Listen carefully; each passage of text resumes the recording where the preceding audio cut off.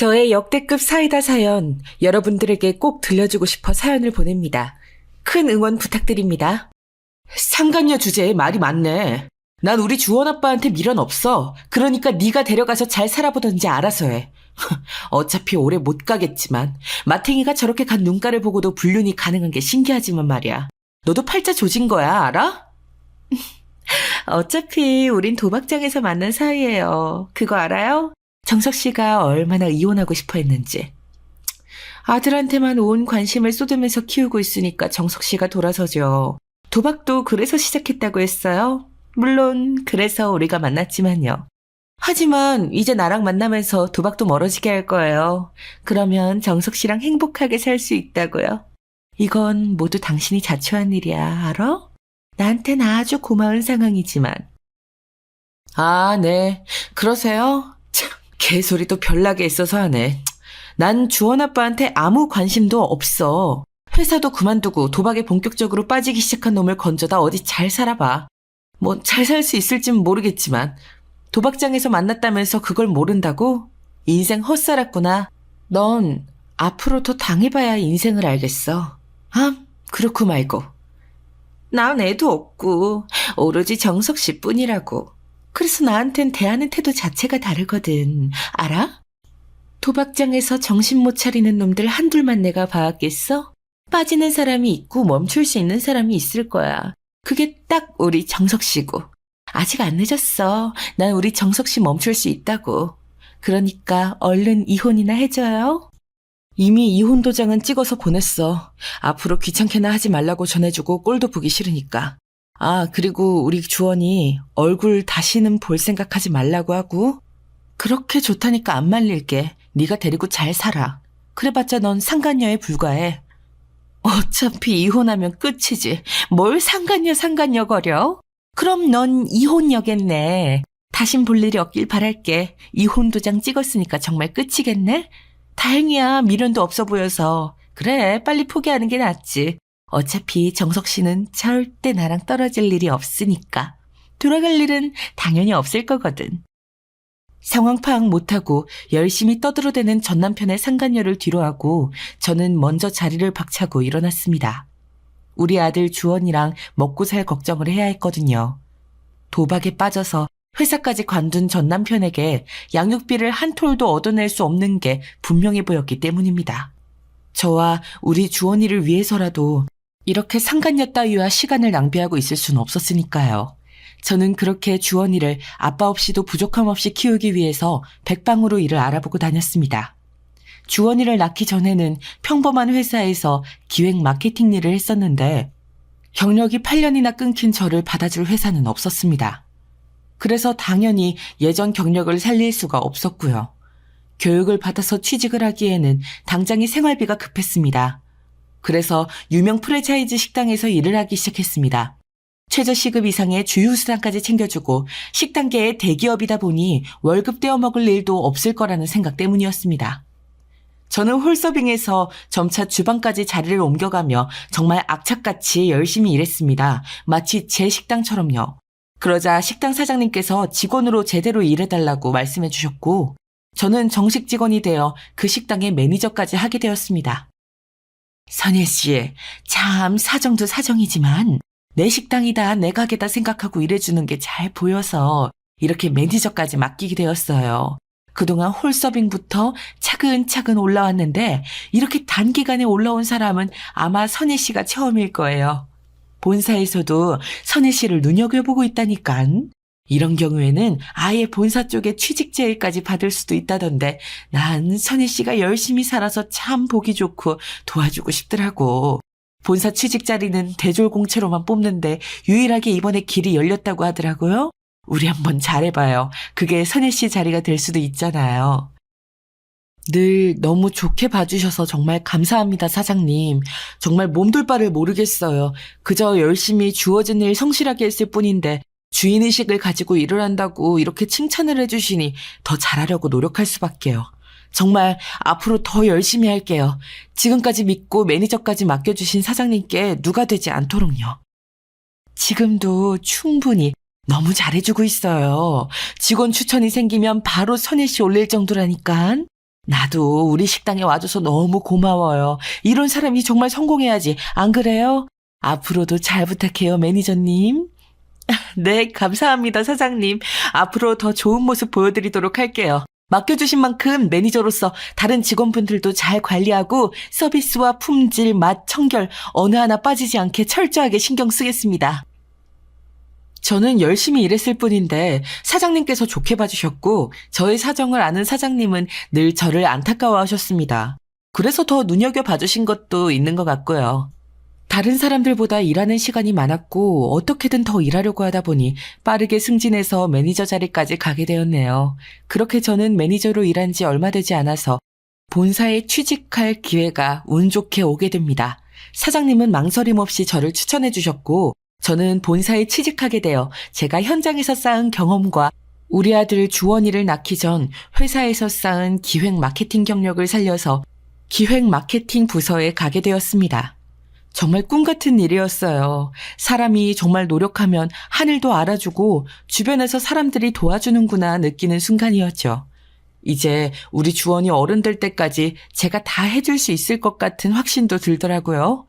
본사에서 일하는 건 몸이 더 편하고 머리를 많이 써야 했습니다. 그런데 너무 재미있는 거예요. 이래도 되나 싶을 정도로요. 그래서 퇴근하고 주원이랑 놀아준 다음 저는 머리를 싸매고 기획 아이디어를 계속 조사하고 만들었어요. 다음날 회사에 가면 그걸 구현하기만 하면 되었습니다. 그래서 회사에서도 슬슬 인정을 받고 자리를 잡아가게 되었죠. 그렇게 저는 점차 남편과 함께 살 때보다 생활적으로 더 안정적이게 되었습니다. 전 남편을 진작 버릴 수 있어서 다행이란 생각까지 하고 있었으니까요. 아니, 정확하게 말하면 잊고 살았습니다. 그런 전 남편 따위를 생각할 시간조차 아깝게 느껴졌거든요.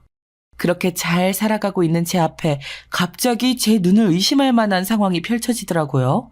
퇴근하고 집에 가려는데 누군가 제 팔을 붙잡는 겁니다. 저를 그렇게 붙잡을 사람이 없어서 너무 깜짝 놀라 경계를 하면서 천천히 뒤를 돌아보았는데 정말 못 잊을 어마어마한 모습으로 나타난 그 사람은 바로 전 남편의 상간녀였습니다. 전 남편과 이혼 후 몇 년이 지났지만 절대 지울 수 없는 그 얼굴이죠. 아니 글쎄 전 남편의 상간녀가 누구한테 얻어맞았는지 아주 퉁퉁 부은 얼굴로 저에게 찾아온 것이었습니다. 놀라 당황하고 있던 저에게 불쌍한 얼굴로 흐느끼며 전 남편의 상간녀가 이렇게 말하더라고요. 복수 도와주시면 3억 드릴게요. 제발 도와주세요. 부탁드려요. 저 이거 얼굴 정석 씨가 그런 거예요. 그 새끼 완전 도라이에 미친 새끼였다고요. 왜 맞고 살았다고 이야기하지 않은 거예요? 나한테 미안하죠. 그러니까 제발 도와달라고요. 같이 복수할 사람이 정말 당신밖에 없다고요. 갑자기 나타나서 뜬금없이 무슨 소리야. 나한테 잘못 찾아온 거 아니고? 뭐 빚쟁이한테 쫓기다가 온 거야? 무슨 소리인지 알아듣게 말해. 이거 얼굴 퉁퉁 붓게 때린 게 사채업자나 조폭이 아니고 전 남편이라는 거야? 언니 저 좀 도와주세요. 맞아요. 맞다고요. 그 인간이 이렇게 저를 때렸어요. 아무리 말려도 자꾸 도박장 생각만 하더라고요. 미친 사람처럼. 저는 마약이 더 끔찍한 절대 회생 불가능한 영역이라고 생각해서 남친을 버리고 정석 씨를 선택한 거였는데 도박도 마약 먹지 않더라고요. 같이 복수해요. 언니도 전 남편한테 감정 안 좋잖아요. 누구 때문에 그 공생을 했을 거예요. 안 봐도 뻔하다고요. 복수 진짜 도와주시면 3억 드릴 수 있어요. 진짜예요. 더 이상 이렇게 맞고 살 순 없다고요. 그 돈이면 조폭이나 사채업자한테 가서 묻어달라고 해도 될 텐데 왜 굳이 나한테 온 거야? 3억이면 나야 좋지. 전 남편한테 당연히 감정도 안 좋고 개고생한 건 맞으니까. 그런데 계획이 뭐 있긴 한 거야? 언니가 도와만 주시면 이건 틀림없이 성공할 수 있는 복수라고요. 저 도와주실 거죠? 3억 드릴게요. 지난 일은 잊고 우리 정석 씨를 나락으로 보내는 데에만 집중하자고요. 알겠죠? 알겠으니까 일단 1억 5천이라도 먼저 보내. 그리고 복수 성공하면 1억 5천 더 주는 걸로, 오케이? 힘을 합쳐서 전 남편 그 자식을 나락으로 어디 한번 보내보자고. 그런 일을 하면 난 찬성이니까. 사실 저는 전 남편한테 맞고 살진 않았는데 도박에 폭행까지 더 최악이 된 전 남편에게 복수를 안 할 이유는 눈 씻고 찾아봐도 없더라고요. 아들 주원이가 전 남편 때문에 아빠 없이 자란 것도 서럽고 미안한데 도박꾼의 여자까지 때리는 폭군이라면 세상에서 아예 없어지는 게 나을 테니까요. 정신 차리고 살 거라고는 생각 안 했지만 더 최악으로 달려가는 전 남편을 보면서 제대로 된 복수를 하고 싶었습니다. 전 남편의 상간녀와 이렇게 같이 손을 잡을 일이 살다 생길 줄은 몰랐지만요. 목표가 같으면 손을 잡는 것쯤이야 거뜬히 해야 했습니다. 그래도 우선은 저한테 전 남편의 복수를 도와달라고 한 이유부터 알아야 했습니다. 왜 꼭 제가 도와야 하는 건지 알아야 시작할 수 있다고 생각했거든요. 당연하죠. 지금 바로 1억 5천 보낼게요. 계좌번호 좀 여기 눌러줘요. 저 진짜 독하게 마음먹었어요. 이렇게 계속 맞고만 살 순 없으니까요. 그 인간 도박 못하게 했더니 물건 부시고 던지고 손찌검까지 하더라고요. 그게 끝이 아니에요. 잠깐. 그런데 넌 왜 나랑 굳이 같이 복수를 하려는 건데? 난 그게 정말 이해가 안 되거든. 그 인간을 어디에 묻어버리든, 쥐도 새도 모르게 없애버리든, 나보다 힘세고 건장한 남자를 포섭하는 게 훨씬 나을 텐데 말이야. 언니, 저도 똑같이 당했다고요. 유정석 그 인간 절 두고 바람을 폈어요. 이렇게 더러운 기분이라니 전 정말 상상도 못했다고요. 그러면서 의심한다고 또 두들겨 패더라고요. 그 인간 같지도 않은 놈한텐 같은 아픔을 가지고 있는 언니랑 함께 복수해야겠다고 생각했고요. 제가 모은 전 재산이에요. 이제 언니랑 같이 복수만 하면 돼요. 나락으로 보내버리자고요. 상간녀를 두고 또 바람을. 최악의 최악을 계속 달리는구나. 내가 이 복수를 돕는 건 순전히 돈 때문이야. 3억이 적은 돈도 아니고 물론 전 남편 그 인간을 복수로 끝내버리고 싶은 마음도 있지만 그러니까 우리 꼭 성공하자고. 그래서 계획이 뭔데? 계획은 지금부터 세워야죠. 저는 언니하고 복수를 하는 것만으로도 반은 성공이라고 생각하니까요. 자, 어떻게 복수하는 게 좋을까요? 제가 그동안 생각해온 건 이런 방향인데 한번 들어보실래요? 정말 대책 없이 사는구나. 그렇게 널널해서 복수가 되겠어? 계획도 없이 날 일단 끌어들인 거라고? 아, 그래. 생각해왔던 게 뭔데 어디 이야기나 해봐. 들어보고 판단해 볼 테니까. 터무니없으면 난 손 뗄 거니까 그렇게 알고. 아니 이미 입금했잖아요. 1억 5천. 우리는 한 배를 탄 거라고요. 이 복수는 반드시 언니랑 함께 해야 돼요. 우린 같은 방식으로 당했잖아요. 그냥 죽여버리는 걸로는 성이 안 찰 것 같아요. 그래서 제가 생각한 건 없는 죄까지 다 씌워가지고 감방에서 평생 썩게 만드는 거예요. 최목은 아직 생각을 못 해봤지만요. 그래. 그 인간이 우리 가족을 파탄내고 바람을 피고도 아무런 죄값을 치르지 않는 게 정말 괘씸했는데 아주 좋은데? 죄목은 있는 거 없는 거 다 가져다 붙여보자고. 자, 가만 보자. 뭐가 좋을까? 일단 너 유정석 그 인간 만나기 전에 만나던 남친이 마약쟁이라고 했지? 그러면 마약 구할 수도 있지 않나? 마약 혐의까지 씌워버리자고. 우와, 언니 정말 천재예요? 무슨 아이디어가 이렇게나 좋아요. 세상에. 그건 어렵지 않게 구할 수 있어요. 구해서 경찰한테 잡혀가기 전에 마약에 쩔게 해서 보내버리자고요. 그것만 하면 오래 안 살고 나올 텐데. 아, 저 폭행한 건 다 병원 가서 진단서 떼어놓을게요. 또 없을까요? 마약만으론 부족하지. 도박판에서 유정석 그 인간을 만났다고 했었지. 그러면 도박판 뒤를 봐주는 조폭도 있지 않나? 걔네들 털어버려야 하는 범죄들이 많을 거 아니야. 예를 들면 사기나 도박, 불법 그런 것들. 아주 넘쳐나죠. 그런데 그건 왜요?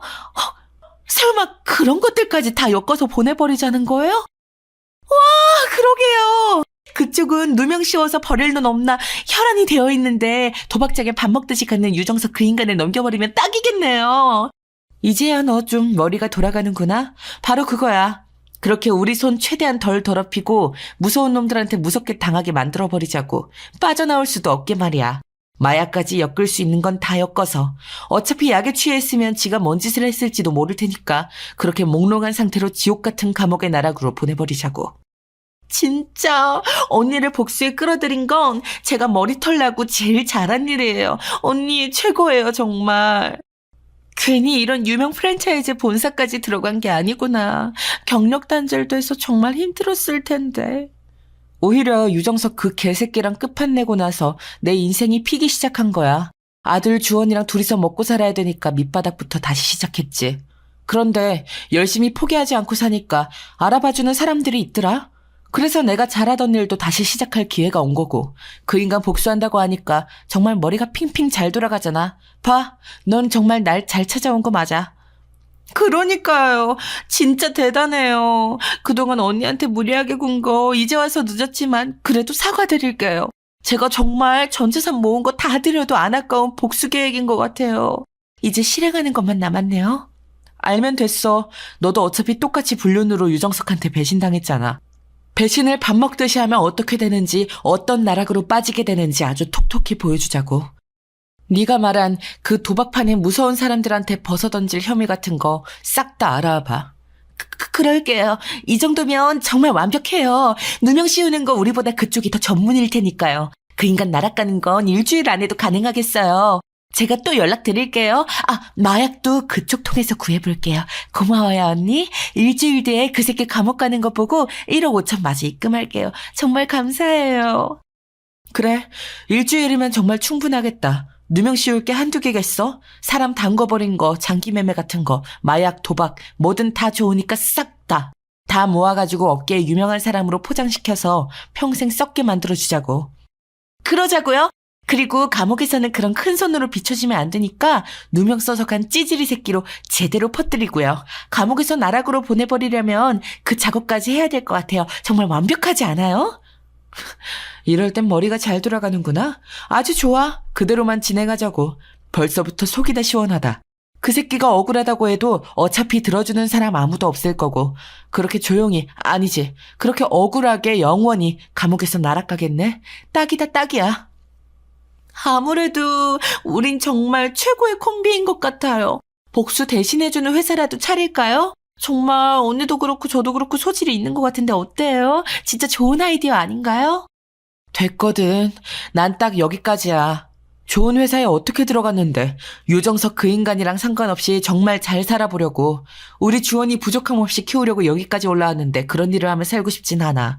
난 꼭 우리 주원이한테 짐이 되지 않을 거야. 지금 하는 일 내가 정말 좋아하는 일이야. 그런 좋은 회사는 계속 다녀야 말이 되지 않겠니? 하긴 언니는 지금 유정석 그 인간이랑 이혼하고 승승장구하고 있으니까요. 알겠어요. 가끔 아이디어 필요할 땐 살해할 테니까 아이디어만 좀 줘요. 그건 어때요? 언니가 범죄에 가담하는 건 아니니까요. 그냥 지금처럼. 일단 이번 복수부터 성공시키고 말해. 너 엄청 들떠있다. 이럴 때일수록 조심 또 조심해야지. 일 잘 처리하고 일주일 뒤에 연락해. 그 전에 유정석 그 인간이 깜빵에 가면 더 빨리 연락 주고. 나도 기대가 되네. 그러게요, 언니. 고마워요, 정말. 이렇게 복수 도와줘서. 언니가 아니었으면 이렇게까지 힘 안 들이고 복수할 수 없었을 거예요. 꼭 복수 성공시킬게요. 도박장 오빠들한테 연락해야겠다.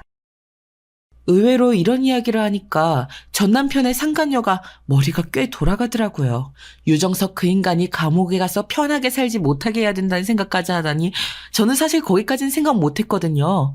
역시 이런 건 그쪽에 몸담았던 사람이 제대로 아나봅니다. 생각지도 못했던 복수에 가담하게 된 저는 걱정이 안 되었다면 거짓말이고요. 정말 제 전남편한테 전남편이 하지도 않은 절도, 마약, 폭행, 살인, 도박장 운영 등등 수많은 죄들의 누명이 제대로 씌워질지 걱정이 되더라고요. 그런데 저의 그런 걱정은 정말 기우였더라고요. 일주일도 안 가 남편은 경찰서에 잡혀 들어갔습니다. 죄목이 정말 엄청나게 많더라고요. 도박장에서는 범죄가 밥 먹듯이 일어나니까 누명을 씌울 것도 정말 많았나 보더라고요. 약에 취해 있는 전남편의 보호자로 전남편의 상간녀가 가게 되었고, 미리 준비해둔 병원 진단서를 내보이며 가정폭력까지 추가로 집어넣었죠. 정말 완벽한 복수였습니다. 그렇게 깜빵에 쳐놓고 폰에서 은행에 알림이 울렸거든요. 1억 5천이 마저 입금되었다는 내용이었죠. 그리고 곧바로 전남편 상간녀에게서 전화가 왔습니다. 벌써 보냈네. 1억 5천을 마저.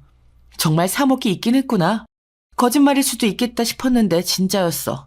아무튼 고맙다. 3억이라는 돈을 복수 도와줬다고 주고 말이야. 이제 너도 그동안 하고 싶었던 일을 하면서 살아.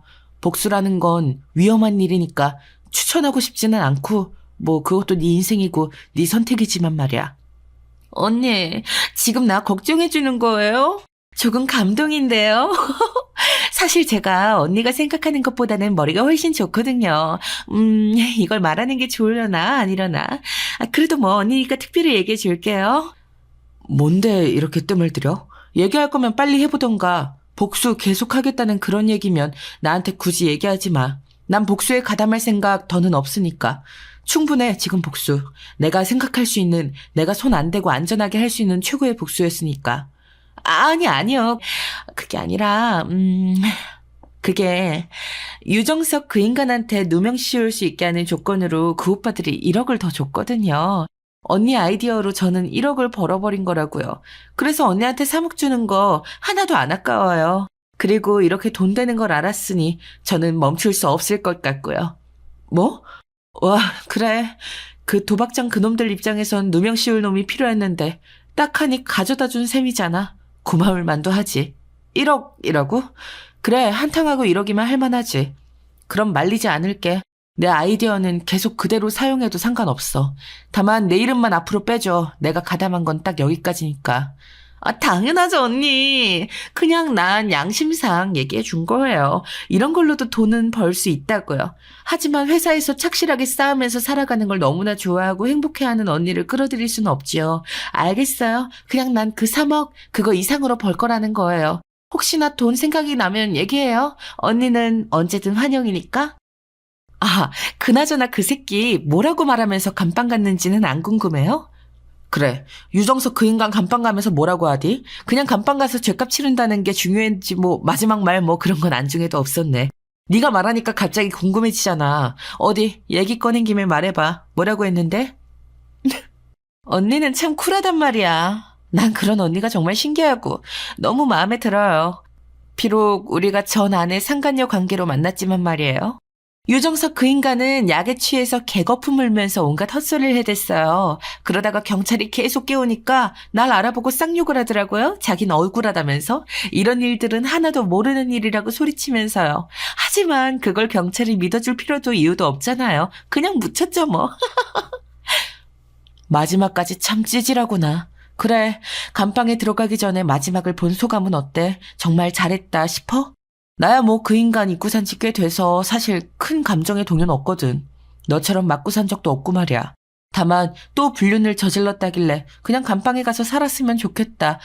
가정 파탄내고 그렇게 계속 아무 일 없다는 듯 사는 게 꼴보기 싫어서 복수에 참여한 거니까. 뭐 3억이란 돈도 컸고. 당연히 통쾌하죠. 날 때리던 유정석 그 인간이 그렇게 맥없이 고꾸라져 있을 때 참 묘한 희열이 느껴졌어요. 그리고 약에 취해 있다가 깨서는 난리를 쳐도 이제는 무섭지가 않더라고요. 어차피 날 때리지 못할 걸 알아서 그런가 봐요. 이번에 바람난 건 유부녀거든요. 둘이 아주 꼴에 도박을 하러 와서 눈이 맞은 거죠. 원래는 그년도 같이 보내버리려다가 말았어요. 알아서 벌벌 떨고 있을 테니까요. 유정석 그 인간이 이렇게 깜빵에 가버렸으니 언젠간 자기도 당하지 않을까? 그런 공포감에 떨면서 살게 만들 거예요. 참 가지가지했구나. 그래, 그렇게 될 거야. 어차피 넌 계속 이 바닥에 있을 거라며. 유정석 그 인간이랑 바람난 유부녀 얘기까지는 내가 궁금하진 않아서 말이야. 어쨌든 고생했고 앞으로 너의 사업이라고 해야 하나? 그게 잘 되길 바랄게. 난 우리 아들 주원이한테 떳떳하게 사는 거에만 집중할 거니까 연락하지 말고. 알겠어요. 곧 되게 빼네. 언니의 천재적인 아이디어들이 그리울 거예요. 고마웠어요. 다음에 돈 필요하면 언제든 얘기해요. 내가 언니는 특별히 빌려줄게요. 이자 적게 받고요. 어깨 최하로다가. 그럴 일 없네요. 그럼 이만. 난 우리 주원이 챙겨야 돼서. 같이 복수하자고 해준 건 고마워. 나야 마다할 이유가 전혀 없었으니까. 덕분에 2다리 뻗고 앞으로 더 시원한 마음으로 살 수 있겠거든. 잘 살아라. 그 통화를 마지막으로 전남편의 상간녀와는 연락을 하지 않았습니다. 갑자기 전남편의 상간녀와 복수를 계획하고 복수에 성공하기까지 그렇게 오래 걸리지 않아서 아직도 어안이 벙벙하긴 하거든요. 그래서 더 잊고 살려고 하고 있고요. 사실 이렇게 복수할 적절한 아이디어만 주면 돈을 줄 것 같아서 구미가 안 당긴다면 거짓말이지만 이제는 정말 아들 주원이만 생각하고 떳떳한 일만 하려고 합니다. 아들 주원이는 유정석 그 인간을 하나도 안 닮은 정말 착한 아들이거든요. 엄마, 나도 이제 알 거 다 아는데 바람핀 아빠는 있고 이제 남자친구도 사귀고 해. 난 엄마의 새로운 연애를 응원한다고. 내가 여자친구를 사귀어 보니까 연애를 안 하고 살 이유가 없더라고. 알겠죠? 아니, 우리 주원이가 언제 이렇게 다 컸대? 초등학교 졸업하고 중학생 된 지 얼마나 되었다고 여자친구랑 데이트하는 게 참 즐거운가 보네. 고마워. 엄마도 이렇게 세심하게 먼저 챙겨주고. 나 우리 주원이가 행복하면 그걸로 됐어. 다른 사람 만날 생각 한 번도 안 해봤고. 엄마는 일이랑 연애 중이거든. 엄마, 일이 평생 엄마랑 연애해주지 않잖아. 엄마는 지금도 충분히 일 중독이야. 내가 자면 엄마 회사 일하는 거 내가 모를 줄 알았지. 나 사실 다 알아요. 엄마, 충분히 회사의 능력 보여줬고 잘 나가잖아. 이제 좋은 사람 만났으면 좋겠어. 내 걱정하지 말고, 알겠지? 난 그러면 좋겠어요. 우리 아들 주원이는 누굴 닮아서 이렇게 배려심이 깊을까? 엄마는 정말 주원이만 있으면 된다니까. 이미 충분히 행복해. 정말이야. 물론 그렇다고 우리 주원이한테 집착하겠다는 건 아니야. 그냥 주원이가 잘 크고 잘 지내면 그걸로 된 거라는, 어, 엄마 마음 알지? 무슨 말 하는지도 알고? 알아도 안 돼. 이제 정말 우리 엄마가 난 남자친구 만났으면 좋겠어. 요즘 돌싱글즈랑 나는 솔로 돌싱편 보면 정말 이혼은 흠이 아니던데. 엄마, 너무 움츠러들지 말고 지금이 제일 젊은 나이잖아. 나 결혼해서 떠나면 엄마 혼잔데? 난 그때 엄마 옆에 남자친구가 있었으면 좋겠어. 이렇게까지 깊게 생각한 거야? 내가 우리 아들 주원이를 너무나 얕게 봤네. 정말 고마워. 그렇지만 지금은 정말 일하는 게 재밌고 주원이 커가는 거 보는 게 재밌어. 그게 엄마 삶의 유일한 낙이니까 너무 재촉하진 말아줘. 대신 이건 약속할게. 좋은 사람이 나타나면 막지 않겠다고. 요즘엔 적극적으로 서로 대시하는 게 기본이야, 엄마. 엄마도 일 그만 좀 하고 돌싱글즈랑 나는 솔로 좀 봐봐. 사실 내 여친 부모님도 이혼하셨는데 아버지가 재혼하셔서 같이 살거든. 새엄마랑 굉장히 잘 지내더라고. 여친이 나한테 말해줬어. 엄마 연애하는 거 응원해주라고. 아주 진국인 여친을 만났구나, 우리 주원이가. 기특한데? 정말 엄마 감동받았어. 그래서 나는 솔로랑 돌싱글즈 그런 것들도 알고 얘기한 거구나. 보통 중학생들이 보는 프로그램은 아닌데 그렇게까지 생각해줘서 정말 고마워, 우리 아들. 엄마도 노력해볼게. 내가 배워야 할 게 참 많네. 그래, 엄마. 지금이 제일 젊은 날이잖아. 이혼한 지도 몇 년이 넘었는데 나도 이제 거의 다 컸고 내 걱정은 하지 말고 엄마도 행복해졌으면 좋겠어. 내 마음 알지? 우리 아들 주원이 때문에라도 엄마가 열심히 분발해야겠네. 알겠어. 마음 활짝 열고 마음에 드는 사람이 나타나면 대시? 대시라도 해볼게. 우리 아들이 이렇게 커서 엄마 연애 상담도 해주고 엄마 너무 행복하다. 저는 앞만 보고 달리는 경주마처럼 살았는데 그 사이 우리 아들 주원이가 정말 바르게 잘 커주었더라고요. 제가 일만 하면서 외롭게 지낼까봐 걱정해주는 그 마음이 너무 예뻐서 울컥했습니다. 눈물이 핑 돌더라고요. 꾹 참았지만요. 언제 이렇게 다 큰 걸까요? 게다가 좋은 여자친구를 사귀는 것 같아서 더 다행이더라고요. 이렇게만 행복하면 정말 더할 나위 없이 기쁠 것 같았습니다. 아무런 문제가 앞으로 없을 것 같은, 아니 어떤 문제가 생긴다 해도 다 헤쳐나갈 수 있을 것 같은 그런 느낌이라고 해야겠네요. 그래서 아들의 응원은 허투루 듣지 않으려고 했습니다. 저도 유정석 같은 인간은 깜빵으로 치워버리고 이제 정말 자유가 된 거나 다름없으니까요.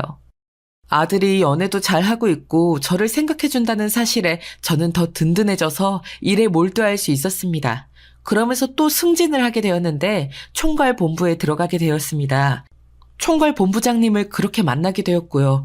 총괄 본부장님은 정말 놀랍게도 저의 대학 시절 선배였고요. 제가 정말 좋아했었던 인기도 많고 잘생기고 똑똑했던 선배를 세월이 흘러 다시 보게 되더니 정말 꿈만 같더라고요.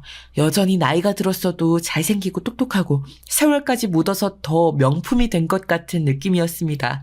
사람이 반짝반짝 빛나는 느낌이 바로 이런 게 아닐까요? 여러분이 저라면 어떻게 하실 건가요? 그 선배는 저를 알아보고 따로 점심을 사주더라고요. 저는 너무 기뻐서 선배와 대학 시절 이야기를 하면서 이야기꽃을 피웠습니다. 처음으로 일을 잊고 그 시절로 돌아간 듯한 기분을 느낄 수 있었어요. 선이야, 정말 오랜만이다. 이렇게 만날 수도 있구나 싶어서 참 놀랐어. 잘 지냈어?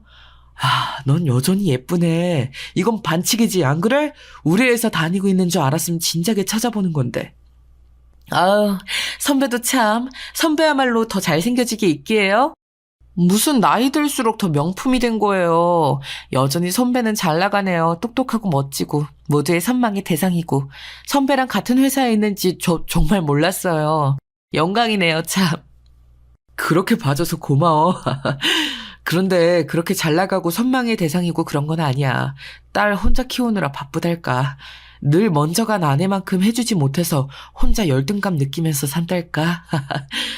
네? 선배 그러면 혼자 딸 키우면서 살아요? 아내분은 어떻게 먼저 갔다는 건 혹시 아휴 아이고 선배 정말 그동안 고생 많았겠네요. 저는 그런 것도 모르고 미안해요. 그런 얘기하게 돼서. 에이 아니야. 내가 먼저 꺼낸 건데. 선이 너한테는 먼저 말해주고 싶었어. 그리고 어차피 같은 부서라 알게 될 텐데 뭘. 내 아내는 7년 전에 암으로 세상을 먼저 떠나버렸어. 그리고 난 눈에 넣어도 안 아픈 그런 예쁜 딸을 혼자 키우게 되었고 지금은 그래도 많이 능숙해졌어. 선배 그랬군요. 선배 참 대단해요. 혼자 그것도 딸 키우는 거 정말 쉽지 않았을 텐데. 저는요, 남편이랑 이혼하고 아들 혼자 키우고 있어요. 이혼한 지는 벌써 10년도 훌쩍 넘었고요. 그런데요, 선배, 살다 보니까 사라지더라고요. 그리고 못할 것도 없었고요. 그래서 제가 이 회사에서 다시 일할 수 있게 된 거고요. 선희, 너는 대학 때도 늘 그랬어. 강인하고 씩씩하고 눈빛이 빛났어. 난 널 초롱이라고 저장해놨었는데 그 정도였다니까? 그래서 선이라면 당연히 그렇게 살아왔을 것 같아. 이렇게 다시 보니 정말 반갑다. 네? 초롱이요? 아, 그게 뭐예요, 선배? 정말 이렇게 보면 선배도 참 엉뚱한 면이 있다니까요. 선배, 지금도 제 번호 가지고 있어요? 저 번호 대학 때부터 쭉 같은 번호인데. 아, 그럼 당연하지. 우리가 대학 졸업하고 계속 연락을 안 하고 지내서 나 결혼할 때만 부르고 내 아내 장례식에는 부르질 못했어. 미안. 부르는 게 더 실례일 것 같아서 그랬네. 아, 선배도 참 미안할 일도 많네요. 뭐가 미안해요, 그게. 전혀 마음에 담아두지 마세요. 저도 똑같죠, 뭐. 선배 연락처 아직 있는데 한 번도 먼저 연락 안 했잖아요, 저도. 그럴 일도 없었고 그럴 겨를도 없었고요. 이렇게라도 다시 만나서 저도 얼마나 기쁜지 몰라요. 앞으로 잘 지내봐요. 그래, 선혜 너랑 이렇게 다시 보니까 정말 좋다. 일하면서 모르겠는 건 언제든 사내 메신저로 물어보고 내가 설명이 필요한 건 회의실로 불러서 따로 설명해 줄게. 앞으로 나도 잘 부탁한다. 우리 부서에 온 걸 환영해. 아, 환영해줘서 고마워요, 선배. 저 정말로 선배가 리더로 있는 이 총괄 부서에 누가 되지 않도록 최선을 다할게요. 앞으로 많이 가르쳐 주세요. 저 정말 잘할게요. 그럼 당연하지. 우리 총괄본부는 정말 체계적으로 돌아가게 될 거야. 우리 선혜가 왔으니까 더더욱. 초롱이, 우리 둘이서 있을 땐 초롱이라고 불러도 될까? 아직도 초롱초롱한 그 눈빛을 보니까 이 별명으로 널 부르고 싶어져서 말이야. 선배 참. 네, 그럼요. 얼마든지요. 저한테 그런 귀여운 별명이 있는지 이제 한 게 아쉬울 정도니까요. 선배가 도와주시는 만큼 더 열심히 정말 잘해볼게요. 초롱이 파이팅, 선배 파이팅. 아, 아니죠. 본부장님 파이팅, 총괄 본부 파이팅. 정말 잘해보겠다는 저를 귀엽다는 눈으로 그렇게 다정하게 쳐다보는 선배의 모습에 정말 다시 한번 반할 뻔했습니다. 아, 물론 저의 착각일 수는 있겠지만요. 선배는 정말 다정하고 멋진 사람이거든요. 게다가 제 별명을 초롱이로 정하고 저장해놨다는 것도 너무 신기했고요. 뭔가 제가 대학 때 선배에게 특별한 후배였나 괜한 기대를 하게 되더라고요. 생각만으로도 설레었고요. 이 설렘은 제가 이 유명 프랜차이즈 본사에 입사하게 돼서 다시 기획 마케팅 일을 하게 돼서 느꼈던 설렘과는 또 다른 설렘이었습니다. 정말 몇 년 동안 죽어있던 연애세포가 다시 깨어나는 느낌이 바로 이런 것일까요? 정말 설레더라고요. 선배랑 한 공간에서 일하니까 더 미치겠고요. 아, 이런 저 비정상일까요? 아들 주원이의 조언에 따라서 정말 나는 솔로랑 돌싱글즈를 몰아보게 하고 있는 지경에까지 이르렀어요. 보다 보니 세상에는 정말 다양한 돌싱들이 있고 다양한 사연이 있고 저만 배우자가 바람나서 이혼한 게 아니더라고요. 사별한 사람도 있고 돈 문제 때문에 이혼한 사람도 있고 정말 성격 차이로 이혼하는 사람도 있고요. 좋게 이별한 사람, 나쁘게 이별한 사람 참 다양하더라고요. 그동안 제가 가지고 있었던 편협한 시각에 크게 반성하게 되었달까요? 그런데 이렇게 제가 갑자기 변한 건 바로 그 대학 선배를 저희 총괄부서 본부장으로 만나게 되면서부터입니다. 아들 주원이가 응원해준 것처럼 먼저 대시를 해야 될까요? 그러다가 회사에서 너무 어색해지고 껄끄러워지는 건 아닐까요? 거절당하면 어떻게 해야 할까요? 그런 생각들에 잠도 못 자는 일이 늘어났습니다. 여러분들이 저라면 어떻게 하시겠어요? 이런 감정이 처음이라 너무 걱정부터 앞서고 있습니다. 요즘은 돌싱이고 그런 게 절대 흠이 아니라지만 걱정이 안 된다면 거짓말이죠. 저는 남편이 바람을 펴서 이혼한 거고 선배는 사별을 한 거니까요. 이혼을 하게 된 이유가 너무나도 다르니까요. 또 제가 살아오면서 겪은 상처들이 선배의 인생에 방해가 될까 그런 생각까지 하고 있거든요. 여러분들께서 새로운 사랑을 다시 시작할지에 대해 고민이 되는 저에게 현명한 조언을 해주실 수 있으실까요?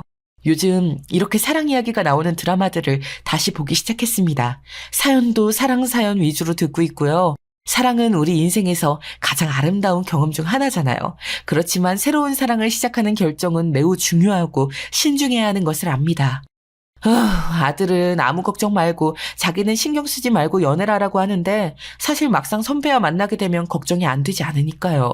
선배한테 이런 제 마음을 고백할 생각에 계속 아른아른합니다.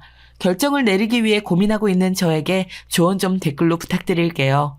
우선 저는 최대한 저의 과거를 지금보다 더 떠나보내는 연습을 하고 있어요.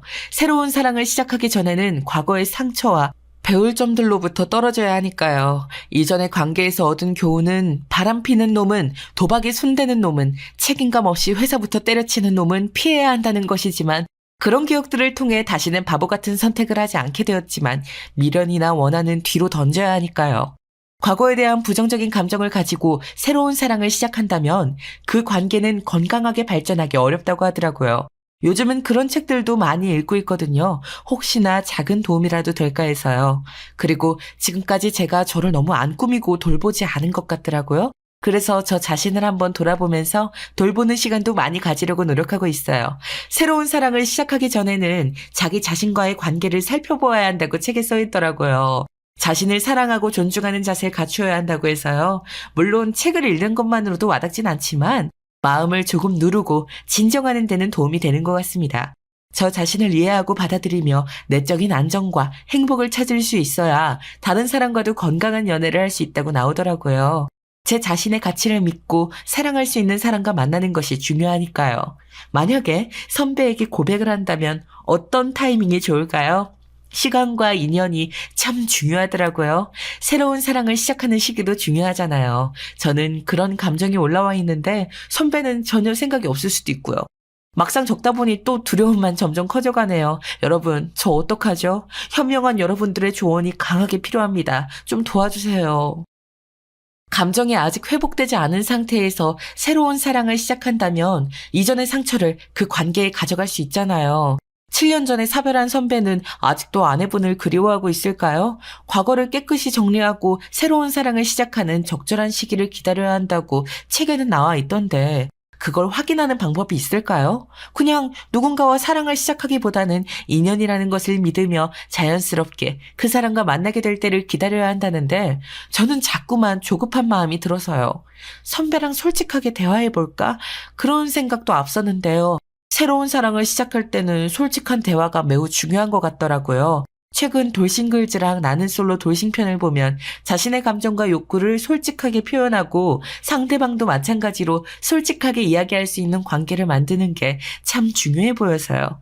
솔직한 대화를 통해 서로의 기대와 가치를 이해하고 서로를 위한 시간을 가지는 것이 중요하니까요.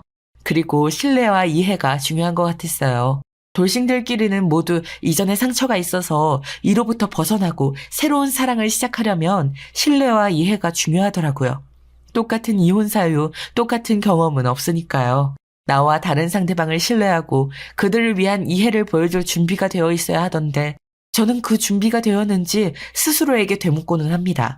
물론 모든 관계에는 어려움과 실수가 있을 수 있지만 이를 넘어서고 선배와 함께하고 싶은 마음이 더 큰 건 사실인 것 같아요. 게다가 저희 아들 주원이도 먼저 응원해줬고요. TV 프로그램을 봐도 요새 돌싱이 대세인 것도 맞는 것 같고요. 더 이상 숨지 말고 정말 용기 내봐도 괜찮겠다는 생각이긴 합니다. 새로운 사랑을 시작하는 결정은 결국 개인의 선택이니까요. 선배도 저처럼 이런 돌싱들의 연애에 열려 있을까요? 여러분들께서 조언들을 남겨주시면 충분히 고려해보고 저 자신의 마음과 상황에 맞게 실행에 옮겨보려고 합니다. 진정으로 행복하고 건강한 사랑을 찾기 위해 노력하는 저를 응원해주시면 정말 큰 힘이 될 것 같아요. 저 자신의 결정에 자신감을 가지는 데에도 큰 도움이 될 것 같고요. 여러분들의 현명한 조언 그리고 응원 기다리고 있겠습니다. 사연 들어주셔서 너무 감사드려요. 댓글 남겨주시면 하나하나 꼭 들여다보고 행동에 옮겨보겠습니다. 안녕하세요. 저는 서울에 살고 있는 40대 남자입니다. 저와 제 아내는 7살 차이로 제가 첫눈에 반해서 대쉬했고 연애에 이르렀다가 결혼까지 무던히 이어졌어요. 아내는 엄마 없이 홀로 자랐던지라 상처도 무척 많고 20살쯤 혼자 사회에 나와서 힘들게 살았죠. 그런 사람을 제가 잘 보살피겠다며 큰 꿈을 갖고 프로포즈했어요. 아내 역시 결혼하고 예쁜 가정을 꾸리겠다며 꿈이 가득했었죠. 하지만 이상하게 결혼 후에 아내의 모습은 크게 차이를 보이는 거예요. 뭐가 그렇게 맨날 피곤한지 집에서 자고 있고 제가 점심을 먹을 때쯤 일어나는 건지 그제서 전화를 받더라고요. 오빠 일어났지 지금. 나 어제 새벽에 잤잖아. 늦게까지 영화 보다가 피곤해서 잤어. 아침? 오빠 알아서 먹고 나간 거 아니야? 아, 이제 점심으로 먹는다고? 그래, 맛있는 거 먹어. 나 지금 순대곱창 시켜 먹으려고. 이러면서 아무렇지 않게 점심 메뉴를 카드로 결제하더라고요. 제 핸드폰으로 전송되어 온 금액은 22,000원이었고 몸집도 작은 여자 혼자서 뭘 그렇게 많이 먹는가 싶었어요. 그래도 신혼이라 콩깍지가 씌어 있었고 아침 출근할 때 늘 안방에서 자고 있는 아내를 보는 게 큰 불만은 아니었는데요. 문제는 이런 시간이 점점 길어졌다는 거예요. 아내는 6개월이 지나고 9개월이 지나도 달라지는 부분이 없었어요. 월 400이 되는 제 월급에서 제 용돈 50만 원을 제외하고 나머지는 다 아내가 관리하기로 했거든요. 그런데 맨날 말일 때쯤 되면 돈이 없다고 하고 매번 외식만 하려고 하더군요. 아, 오빠, 이렇게 더운데 무슨 밥을 해. 나 귀찮아. 그러지 말고 나가서 먹자. 어제 TV 보니까 부대찌개 엄청 끌리는 거 있지. 거기에 사리 추가해서 먹고 밥까지 비벼 먹으면 최고야. 얼른 모자라도 쓰고 나가서 먹자. 이렇게 평일날 저녁 외식은 당연하고 주말에는 패밀리 레스토랑이나 값 나가는 곳에서 꼭 뭘 먹으려고 하는 거예요. 연애할 때야 가끔 만나니 저도 평범하게 돈을 썼지만 결혼은 현실이잖아요. 정말 척척 카드로 다 결제해버리고 대형 쇼핑몰에서 밥 먹고 근처를 돌면서 운동하며 오시며 거침없이 사대는 거예요. 결국 결혼 10개월 차 되었을 무렵인가요. 저는 불쑥 아내에게 물었어요. 그런데 이 말에 아내는 미간을 찌푸리며 기분이 나빠 보이더군요. 영주야, 우리 적금 든 거 얼마나 돼? 신혼여행 다녀와서 그때 적금 넣는다고 하지 않았어? 아니, 월급날이 월초이긴 하지만 월말마다 하도 돈이 없다고 하길래 말이야. 대충 카드 결제 내역 보면 너무 빠듯해 보이는데 적금은 있는 거야? 그랬더니 아내는 입을 삐죽이면서 아무렇지 않게 말하는 거예요. 적금? 초반엔 들었는데 중간에 돈 부족해서 깼어. 다음 달엔 꼭 들 거야. 왜 그러는데? 이 말에 저는 두둥 하면서 약간 화가 나는 거예요. 본인이 돈 관리 잘해보겠다고 해서 맡겼더니 10개월가량 월급에서 제 용돈을 뺀 거의 3,500만 원의 돈을 다 써버리다니요. 매달 350씩 되는 수입인데 어떻게 하다못해 최소 50씩이라도 저금해두지 못했던 걸까요? 집 대출이자를 내야 하는 것도 아닌 게 신혼집은 어머니와 제가 돈을 합쳐 직접 자가로 샀거든요. 그냥 고슬고슬하게 모으기만 해도 일정액은 충분히 모을 수 있었어요. 남녀 둘이 사는데 애기도 없고 평일엔 집에서 한 끼 정도 먹을까 말까 해요. 자동차도 제 돈으로 이미 다 구입해서 할부도 끝낸 거라 크게 돈 들어갈 곳이 없어요. 그런데 어떻게 그걸 매달 깔끔하게 350씩 다 써버린 거냐고요. 저는 돈 50만 원 갖고 한 달을 나면서 그걸로 기름값이랑 매일 점심 식사값, 커피값, 지인들 만나서 밥 먹는 용도로 쓰고도 몇만 원씩 남겼었거든요. 너무 실망스러워 아내에게 이 부분을 갖고 돌아오는 차 안에서 한참 얘기를 했는데 아내는 이상한 반응을 하는 거예요. 오빠, 내가 뭐 나쁜 데에 돈 쓴 것도 아니고 도박을 한 것도 아니고 뭘 한 것도 아니잖아. 쓸 데가 있으니까 썼어. 밥 먹는 데에 쓰고 오빠랑 신혼기분 내면서 주말마다 나가면서 쓰고 그랬던 거라고. 왜 그렇게 화내면서 무섭게 말을 해? 그러면서 마냥 자기 속상하다고 돈 때문에 자기한테 화를 내냐면서 자기가 더 삐지는 거 있죠. 아무래도 안 되겠어서 저는 가계부를 써서 매달 말일마다 보여달라는 요구를 했어요. 다른 거 특별하게 쓰지 않아도 돼. 노트 하나 사서 거기에 매일 얼마씩 썼는지 그런 걸 적으란 말이야. 금액도 금액이지만 용도도 어디에 나갔는지가 중요해. 영주 너도 살림을 처음 해보는 거니까 아직 습관이 안 될 수도 있어. 그런데 우리 애기도 곧 가져야 하고 집도 차도 다 우리 건데 돈 최대한 아껴야지. 지금까지는 어쩔 수 없고 앞으로는 가계부 쓰자. 어? 그런데 이 말에 아내는 벌컥 화를 내면서 짜증을 내는 거예요. 뭐? 가계부? 오빠, 나한테 왜 돈 맡겨놓고 하나하나 다 검열하라고 난리야. 그럼 오빠가 해. 오빠 말 맞다나 나도 첫살림이고 해서 뭘 모른다고. 그런데 뭘 그렇게 가르치려고 하고 막 화를 내. 제가 그렇게 화를 낸 게 아닌데도 아내는 마구 불편해했고 결국 이 이야기는 흐지부지해졌어요. 그런데 그날 밤에 암만 생각해도 이건 아닌 것 같아서 다음날 아침 이렇게 말했답니다. 제 딴엔 매우 합리적인 이야기였는데 아내는 여기서부터 저에게 선을 긋기 시작한 것 같아요. 영주야, 다음 달부터는 내가 생활비를 줄게. 너도 혼자 관리하기 벅차다고 하니까 그게 낫겠어. 대충 세금이랑 식비, 외식비랑 보험료 같은 거 내가 계산해서 그만큼 줄 테니까 그거 쓰고 그리고 또 필요하면 말을 해. 나 월급 400이면 절대 적은 금액이 아니야. 암만 못해도 한 달 100은 저금해야 돼. 하지만 아내는 여전히 인상을 쓰고 있었고 입이 대빨 나와서 대답을 안 하더라고요. 아내가 아무리 귀엽고 사랑스럽고 그래서 결혼을 했다지만 정말 우리 둘의 상황을 생각하면 이럴 수밖에 없었어요. 아내는 이때부터 뭔가 어긋나기 시작하면서 저한테 묘하게 짜증을 부리기도 하고 집안 물건들을 탕탕 쳐대면서 무언의 화를 드러내더라고요. 와중에 더 불이 붙게 되었던 건 우리 어머니의 방문이었어요. 제 생각에 어머니도 그러시면 안 되셨을 것 같긴 하지만 어머니 딴에는 비싼 신혼집을 거의 다 사주신 셈이기도 했고 아들 어찌 사는지 들여다보고 싶으셨나 봐요. 게다가 저희 1년차가 되었을 즈음 근처로 이사 오시기도 했으니 운동 가시거나 마트 가시면서 종종 집배를 누르셨나 봅니다. 그때 갑자기 들이닥치신 어머니가 아내에게 이런저런 잔소리를 해대셨나 봐요. 제가 들어도 좀 예민한 내용 같긴 해요. 아이고, 냉장고가 이게 다 뭐냐? 저 오이는 뭐야? 다 썩어서 물이 줄줄 나오네. 세상에 이게 사람 먹고 사는 거 담아둔 거 맞아? 야채들은 다 썩어서 죽으래 먹으려고 이렇게 놔둔 거야? 세기, 너는 살림을 하기는 하는 거냐? 뭐냐 이게? 그리고 그 옷차림은 뭐야? 곧 애기 가져야 될 사람이 배는 허옇게 다 해놓고 다니고 정말 너는 하나부터 열까지 왜 이렇게 가르칠 게 많냐? 결국 이 트러블이 엄청 커지면서 아내와 어머니는 한바탕 싸우게 되었던 것 같아요. 70세를 넘기신 우리 어머니와 30대인 아내 사이에는 엄청난 세대 차이가 있었겠죠.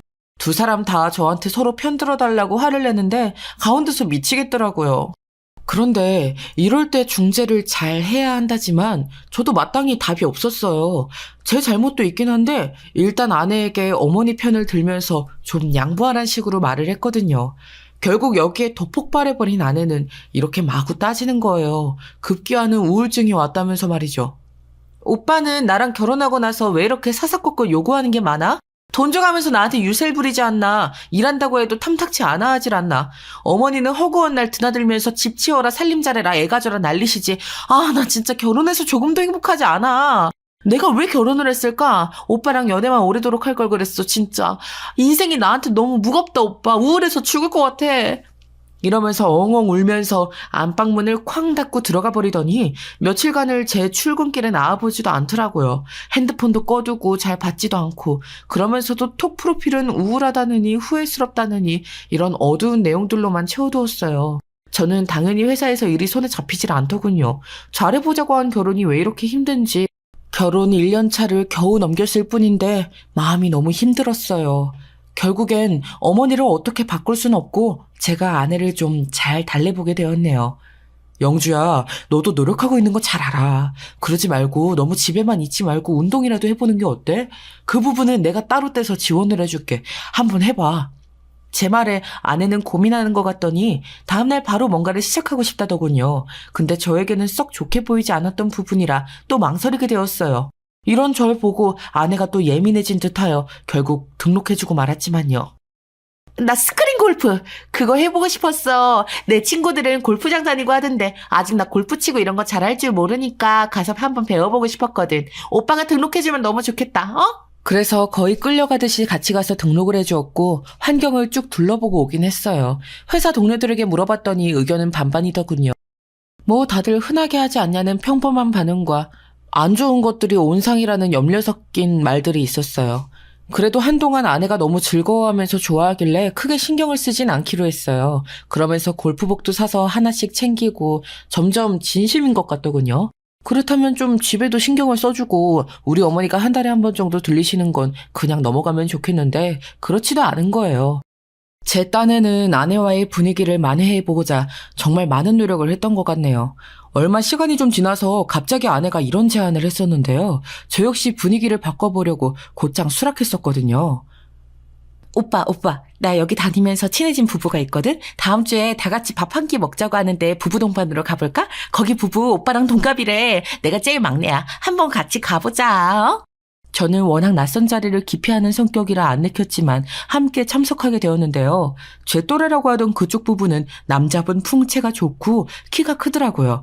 제 또래라곤 하지만 한두 살은 더 어려 보였어요. 되게 호쾌하게 인사해 오더라고요. 안녕하세요. 저는 김창수라고 합니다. 영주 씨한테 얘기 많이 들었어요. 이쪽은 제 아내 정혜진이고요. 앞으로 종종 같이 밥도 먹고 시간 되시면 골프도 같이 나오시지 그래요? 이러길래 제 딴에 어색하게 웃어가면서 분위기를 맞췄어요. 슬쩍 보니 옆에 있는 아내분도 이 남편과 비슷하게 외모가 출중하더라고요. 마치 모델 마냥 둘 다 키도 크고 체격도 좋고 외모도 눈에 확 들어오게 생겼어요. 그렇게 해서 패밀리 레스토랑에서 가볍게 밥을 먹는 동안 각자 부부 얘기밖에 공통 화제거리가 없으니 이런저런 얘기를 하게 되었답니다. 근데 아내가 은근슬쩍 제 험담을 하는 거예요. 뭐랄까 슬쩍슬쩍 불만이 많다는 식으로 말을 하는데 자주 본 자리도 아니고 처음 본 자리인데 아무리 장난이라지만 좀 기분이 언짢았어요. 우리 오빠는요. 저 이거 골프 치게 해줄 때에도 엄청 말이 많았어요. 게다가 얼마나 짠돌이인데요. 하나하나 돈 쓰는 거 가계부스라고 하고 난리도 아니에요. 예진 언니는 창수 오빠가 그런 거 절대 안 시키죠. 그러자 그쪽 예진이라는 분은 당황해서 저를 보더니 이는 웃으면서 고개를 젓더라고요. 아, 근데 나는 내가 쏟는 편이야. 돈 흐름은 알아야 되니까 그래야 편하더라고. 정민 씨도 다 뜻이 있겠지. 그러면서 센스 있게 너무 제 기분이 나쁘지 않게 적당히 거들어주는 거예요. 그런데 이때 쑥 튀어나오는 사람이 있었으니 바로 그 창수라는 사람이었어요. 역으로 자기는 우리 아내 편을 들어줘야 한다고 생각했는지 기분 나쁘게 말하더라고요. 에이, 그래도 남자가 여자한테 돈 맡겼으면 맡기고 끝이지 뭘 하나하나 검수를 해. 그럴 거면 아예 주질 말아야지. 아니면 저도 신경 안 쓸 만큼 많이 벌던가. 안 그래요, 정민 씨? 영주 씨, 너무 팍팍하겠다. 나 여자들 저런 마음 이해해. 저게 평균이지 뭐. 우리 와이프는 너무 꼼꼼해서 불편하고. 이렇게 말을 거두니 어느 남자가 좋아하겠나요? 그러면서 이 인간도 은근슬쩍 자기 옆에 앉은 아내를 대놓고 안 좋게 말하더라고요. 무슨 의도인진 전혀 모르겠지만요. 이 사람 너무 하나부터 열까지 다 따지는 타입이라 진짜 피곤하거든요. 밥 먹는 자리도 되게 고민하다 나온 거예요. 영주 씨랑 나는 그러고 보면 성향이 비슷한 것 같아, 그지? 우리는 동갑내기 부부라서 늘 고만고만하게 의견이 부딪히거든요. 정민 씨야 이렇게 어린 와이프 만났으니 얻고 다녀야지 뭐 이런 데서 할 말은 아닌데 그거 하나는 기똥차게 부럽네요. 이러면서 말하는데 뭔가 사람이 썩 고급진 느낌이 안 들었어요. 외모야 훤칠하고 멋있었고 손에도 비싼 시계를 찬 데다가 끌고 온 차도 외제차였지만요. 그런데 우리 아내도 정도껏 눈치를 봤어야지 이 남자의 한심한 대화에 껴서는 뭐가 그리 신났는지 자꾸 거드는 거예요. 그 집 아내 표정이 점점 나빠지는데 말이죠. 어머머 왜? 나는 예진 언니의 저 귀티나는 외모와 연예인 같은 얼굴이 너무 부러운데 아무리 여자는 나이가 깡패라고 하지만 내가 예진 언니를 이길 순 없지. 창수 오빠는 예진 언니 같은 와이프 얻은 거 고맙게 생각해야 되잖아. 안 그래? 이러면서 거의 반존대를 왔다 갔다 하면서 너무 편하게 말을 하는 거예요. 제가 아내에 대해서 완벽하게 아는 건 아니지만 아무리 봐도 저건 진짜 칭찬 같진 않았어요. 너무 허물없이 말을 트고 지내는 듯한 모습에 저는 내내 불쾌했고 그날 집에 돌아와서도 한마디도 하지 않았습니다. 아내는 이후에 저보고 몇 번 또 그 모임에 가자고 하고 혹은 스크린 골프를 같이 다니자고 했어요. 하지만 저는 곧장 거절했답니다. 그런 스포츠를 좋아하지도 않고 그때의 분위기가 너무 짜증났기에 더는 엮이고 싶지 않더라고요. 잠깐 기분 전환용으로 다니는 줄 알았던 스크린 골프는 어째 날이 갈수록 점점 몸집이 커지는 것 같았어요. 무슨 골프복을 그렇게 사대는 건지 모임이 생기고 또 누구랑 친해졌다면서 나가는 횟수가 늘어나더군요. 저는 점점 마음이 복잡해졌고 이제 시간이 훅훅 지나 결혼 2년 차에 들어갈 텐데 아내는 아기 가질 생각도 전혀 없어 보였어요. 왜? 아기 생기면 다들 신혼 끝이라잖아. 나는 한 3년 차까지는 더 놀 거야. 아직 나이도 적당하고 나는 충분히 아기 가질 수 있거든. 나이 있는 사람들이나 불안하지. 예진 언니 봐봐. 얼굴만 반반하면 뭐해? 몸속은 아주 팍팍 늙었을 텐데? 창수 오빠만 안 됐지 뭐. 그러면서 아내의 온 관심은 스크린 골프의 50% 그리고 그 집 부부의 50% 맞춰져 있는 것 같더라고요. 저랑 집에서 밥을 먹거나 거실에서 TV를 보거나 뭘 할 때에도 온종일 골프 얘기에 그 집 부부가 해외를 갔네, 명품 뭐를 샀네, 그런 얘기밖에 없었어요. 그런 와중에 제가 파악한 부분은 아내가 생활비를 여전히 구분 없이 쓰고 있다는 것이었어요. 식비랑 외식비, 경조사비나 생필품비 같은 명목으로 쓸 돈만 200만 원 정도로 매달 줬었거든요. 그런데 어째 매번 냉장고는 텅텅 비어있고 집에 쇼핑백만 가득 들어 차는 거예요. 집안은 주말에 제가 같이 청소를 하지 않으면 발에 먼지가 차일 지경이었고요. 이 부분으로 우리는 또 다툼이 오가게 되었고 화가 난 저는 스크린 골프를 그만두라고 했어요. 그런데 아내는 짜증을 내면서 절대 그럴 수 없다는 거예요. 뭐야? 그럼 이제서 살림이라도 좀 신경 써. 난 영주 너한테 할 만큼 맞췄어. 대체 이게 뭐야? 돈을 월 200씩 주고 있는데도 집은 돼지우리에 냉장고엔 먹을 게 하나도 없어. 우리 얼마 안 있으면 결혼 2년 차라고 이게 말이 돼?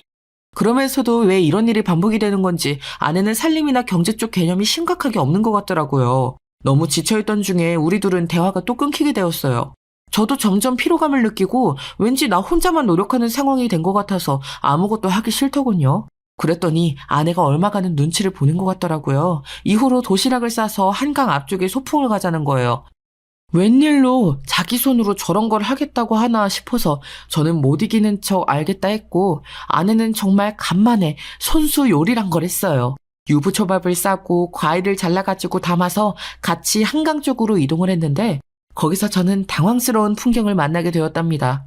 저보고는 그냥 둘이 나가는 것처럼 얘기해놓고 막상 그 자리에는 그 창수인가 뭔가 하는 모시기 부부가 있는 거예요. 돗자리까지 다 펴놓고 테이블도 깔아두고 옆에 텐트까지 있더라고요. 저는 얼굴이 벌개져서 기분이 안 좋았지만 아내가 속닥거리더라고요. 원래 부부들끼리도 교류도 하고 그래야 배우는 것도 있고 우리도 참고할 게 생기는 거야. 재밌게 잘 놀다 가자. 어? 이렇게 말을 하는데 이 앞서 제가 했던 얘기들을 보면 아시겠지만 제가 이런 걸 반기겠나요?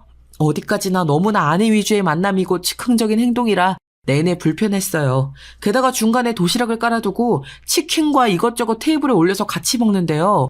제 눈앞에서 아내가 그 창수란 인간한테 반찬도 놔주고 그 집 아내도 안 하고 있는 일을 쓸데없이 하는 거예요. 딱 봐도 그 안에 예진이라는 분의 표정은 꽤나 굳어 있었어요. 그걸 보고 있는 저도 기분이 나쁜데 예진 씨라는 분은 얼마나 기분이 나쁠까 싶더라고요. 아내가 엄청 콧소리를 내면서 캔도 따주고 과일도 놔주는데 눈치가 없어도 적당히 없어야지 슬슬 짜증이 났어요. 가려고 말하려는 판국에 갑자기 그 예진 씨가 자기 남편 창수를 부르더니 저쪽 텐트 너머로 사라지더군요. 딱 봐도 이 모임은 망했다 싶었어요. 캔 정리하면서 슬쩍 보니 둘이 싸우고 있는 듯하여 우리도 서둘러 정리하고 대충 나왔네요. 그렇게 돌아오는 차 안에서 아내는 이런 분위기가 자기 때문인지도 모르고 한심한 소리를 하더군요. 예진 언니 말이야. 저번에 창수 오빠 말로는 되게 통이 크대. 그니까 좋은 의미로 통 크다는 게 아니라 저번에 오빠 앞에서 뭐 자기는 절약하고 가계부를 쓰네. 되게 고고한 척 했잖아. 작은 돈을 아껴 쓰는데 돈 크게 나가는 명품이나 비싼 가전 같은 건 훅훅 써버리나 봐. 그리고 얼굴 봐봐. 이번에도 눈 밑에 지방인지 뭔지 넣어서 한동안 선글라스 쓰고 나왔다니까? 얼마나 어려지고 싶은 건지 하여간 언니도 욕심 대단해. 듣다 보니 저는 좀 그래서 이렇게 말을 했는데 아내는 뜨끔하면서 기분이 나빴나 봐요. 영주 너 저 언니랑 친한 거 아니었어? 보니까 별로 안 좋아하는 것 같네. 게다가 뭔 그렇게 저 집 사정을 잘 알아. 그 창수인가 뭔가가 그런 얘기까지 영주 너한테 해줘? 왜? 아니, 저번에 오빠도 봤잖아. 창수 오빠는 그냥 모두 다 있는 앞에서 예진 언니 얘기를 나쁘게 해. 와이프가 마음에 안 드는 거지. 솔직히 저 오빠 외모 거의 연예인급에다가 돈도 많잖아. 그런데 자기랑 동갑이고 여자로선 나이가 많고 성격도 안 맞고 저렇게 툭하면 싸우니까 싫어진 것 같아. 저 언니도 좀 그래. 부자인 남편 만났으면 감사한 줄 알아야지. 맨날 모임 나와서 표정도 안 좋고 아까도 나한테 계속 퉁퉁거리더라. 내가 자기 남편 것까지 챙겨줘서 저 언니는 싫은 거야. 여기서는 저도 좀 할 말이 생겨 뭐라고 했어요. 근데 그건 영주 네가 잘못한 거야. 옆에 아내가 뻔히 있는데 왜 네가 앞에서 먹을 걸 같이 챙겨주고 캔을 따줘. 내 눈에도 보기 좀 그랬어.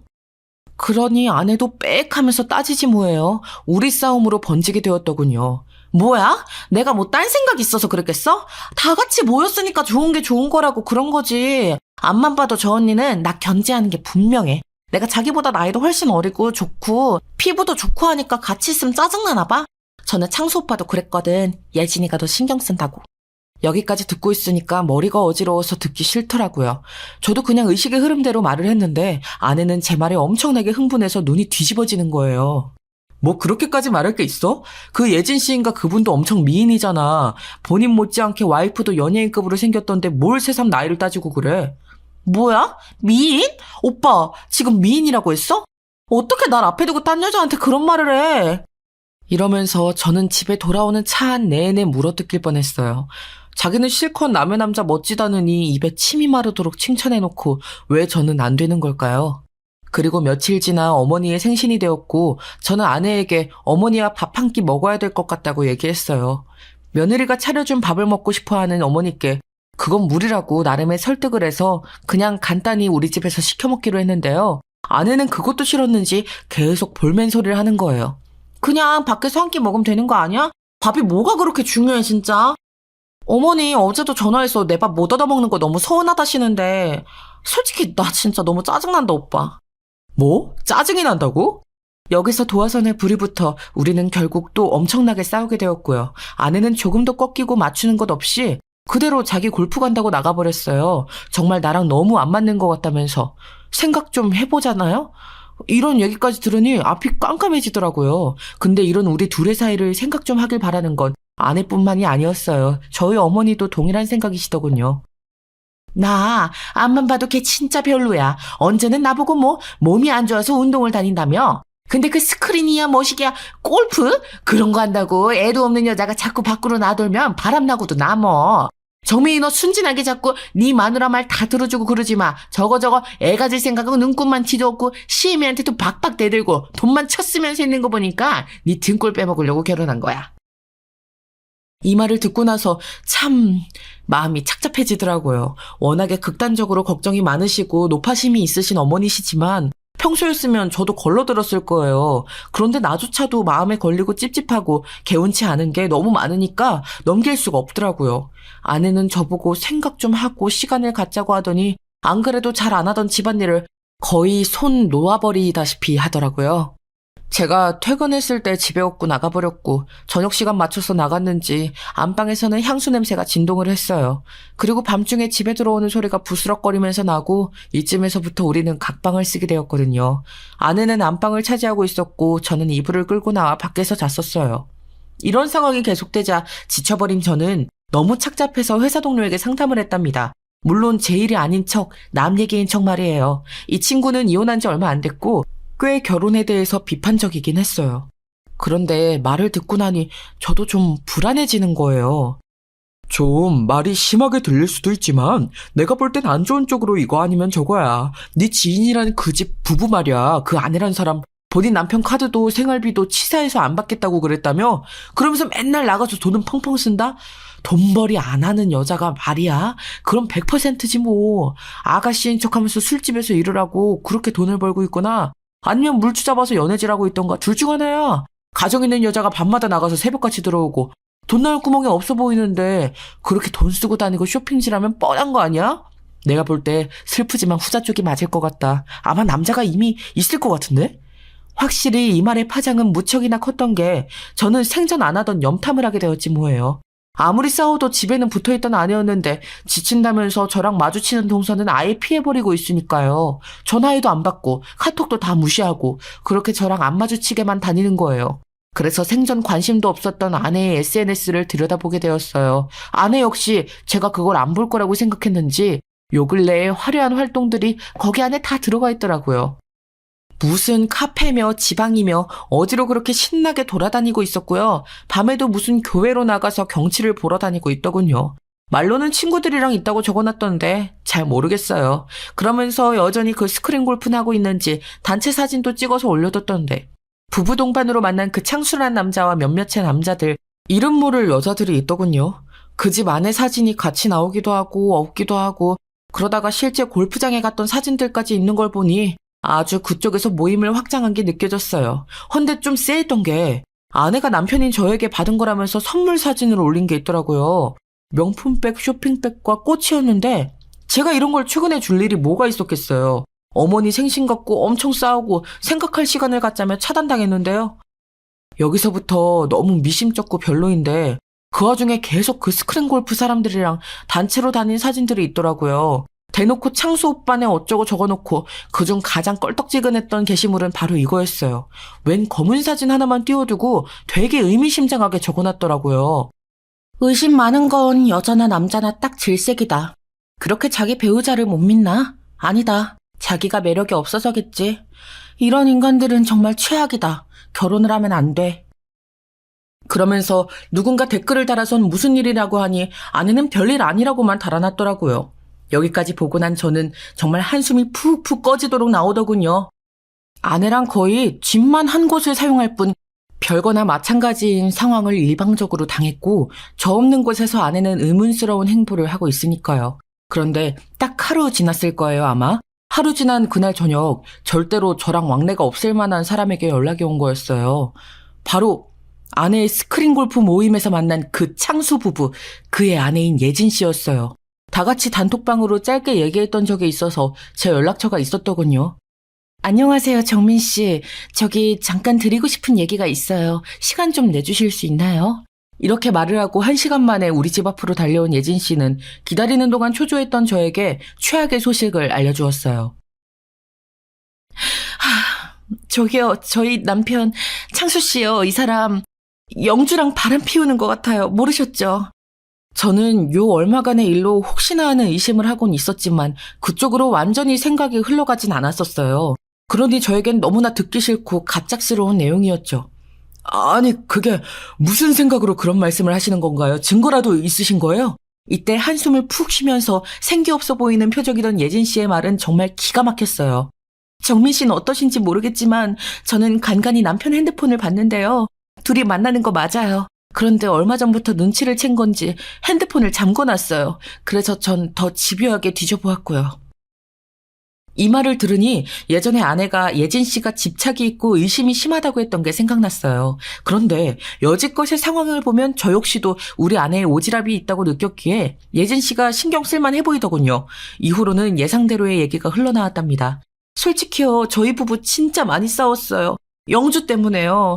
엄연히 스크린 골프장에서 만나서 친해진 건 저였는데 자꾸 우리 부부랑 같이 밥 먹고 셋이서 시간을 보내려고 하더라고요. 하다 제가 신경이 쓰이고 예민해져서 남편분도 데리고 나오라고 했던 거예요. 얘도 제가 견제하는 걸 느꼈는지 그 뒤로 정민 씨를 데리고 나왔더군요. 제가 기가 막혔던 건 지 남편이 옆에 있는데도 남의 남편한테 대놓고 끼를 부렸다는 거예요. 저도 알만한 그림이 머릿속에 그려지면서 무척 복잡한 기분이 되었어요. 근데 그 집은 우리보다 훨씬 더 큰일이 났더군요. 이혼하재요, 이 사람. 너무 웃기지 않아요? 대뜸 저보고 이혼하자고 하더라고요. 영주가 끼부리는 거 다 받아주고 앞에서 둘이서 너무 쿵짝이 맞길래 제가 뭐라고 했더니 저를 쳐내려고 하는 거 있죠. 남자가 이혼하자는 말을 저렇게 강단 있게 하려면 옆에 새 여자가 있어야 가능한 거예요. 그리고 이미 증거도 저에게 다 있고요. 증거가 있다고요? 아마도 당연히 증거가 있으니 저런 말을 하는 걸 텐데 저는 제 아내와 그 창수라는 놈 사이에 증거라고 부를 만한 일이 있다는 것을 받아들이기 힘들었어요. 하지만 정말 자비 없이 예진 씨는 자기가 확인하고 발견한 것들을 다 늘어놓으시더군요. 사실 그렇게 하는 게 맞고요. 밤에 휘리릭 나가버려서 안 들어오고요. 생활비도 안 주더라고요. 그 인간 우리 고모네 회사에서 일하는데 약간 외근도 많고 업무가 자유롭긴 해요. 뭐가 그렇게 자신이 넘치는지 회사도 곧 옮길 거란 식으로 말을 하고 새 옷을 사고 향수 냄새 펄펄 풍겨가며 누가 봐도 새로 연애하는 사람 같더라고요. 저 정말 하다 못해서 블랙박스를 새벽에 따봤어요. 그런데 여기서 저는 침이 꿀꺽 넘어갔어요. 이 뒤로 할 얘기를 너무 듣고 싶으면서도 동시에 듣기 겁났었거든요. 세상은 왜 나쁜 예감만 잘 맞아떨어지는 걸까요? 블랙박스를 따보니 거기에서 영주 목소리가 들리더라고요.